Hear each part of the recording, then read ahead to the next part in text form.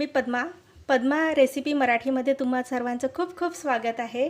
आज मी काकडीची चटणी कशी करतात ते बघूया।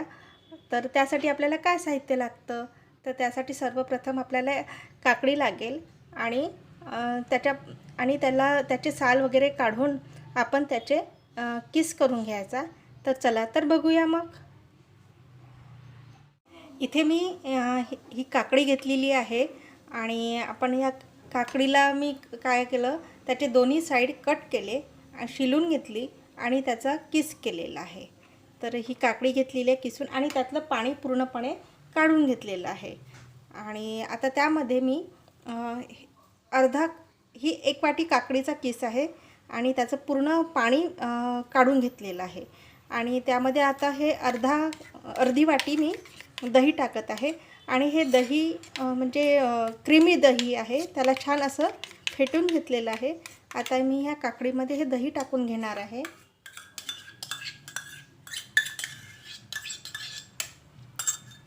आणि त्यानंतर अर्धा चम्मच मी जिरं पावडर टाकून घेणार आहे, अर्धा चम्मच। आणि हिरवी मिरचीची पेस्ट केलेली तो पण अर्धा चम्मच टाकून घेणार। हिरवी मिरचीला बारीक केलं होतं ते। आणि आता आपण याला मिक्स करून घ्यायचं।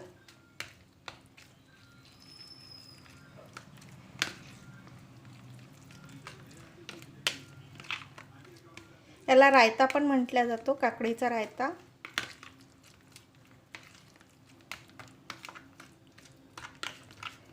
असं सर्व मिक्स करून, आवडत असेल तर थोडी साखर पण टाकू शकता।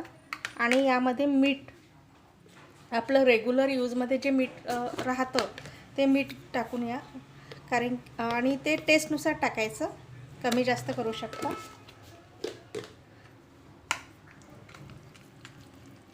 आता हे आपलं रेडी झालेलं आहे।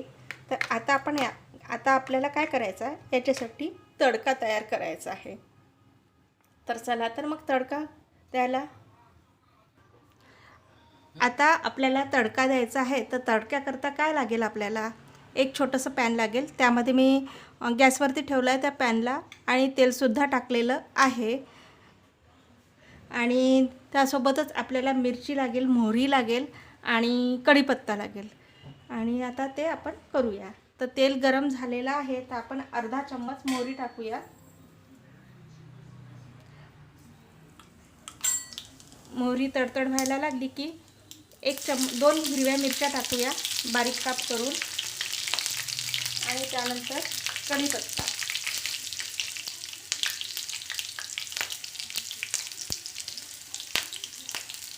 मिरची झाली की कढीपत्ता टाकायची आणि 1 मिनिट होऊ द्यायचं त्याला आणि गॅस बंद करून घ्यायचा। आता गॅस बंद केला आहे, झालेला आहे, तेलामध्ये होत आहे। 1 मिनिट ठेवायचं त्याला तेलामध्येच तसं आणि मग आपण त्या रायत्यामध्ये टाकूया। आता जो आपण तडका रेडी केलेला आहे तो यामध्ये जे आपण मिश्रण केलं होतं काकडी आणि दह्याचं, त्यामध्ये टाकून घेऊया आणि याला मिक्स करून घ्यायचं सर्व।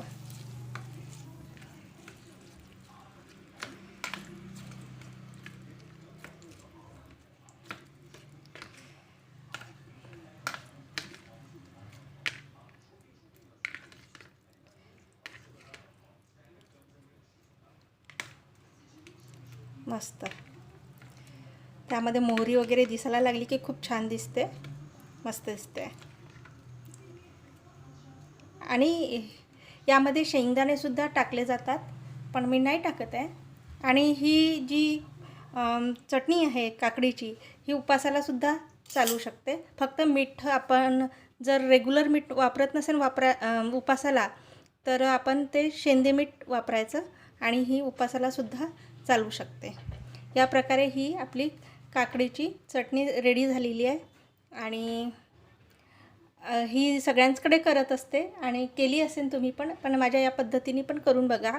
आणि ही माझी रेसिपी आवडली असेल लाईक करा, शेअर करा, कमेंट्स करा आणि सबस्क्राईबसुद्धा करा. आणि वेळात वेळ काढून माझी रेसिपी बघितल्याबद्दल तुम्हा सर्वांचं खूप खूप धन्यवाद. थँक्यू. Bye bye.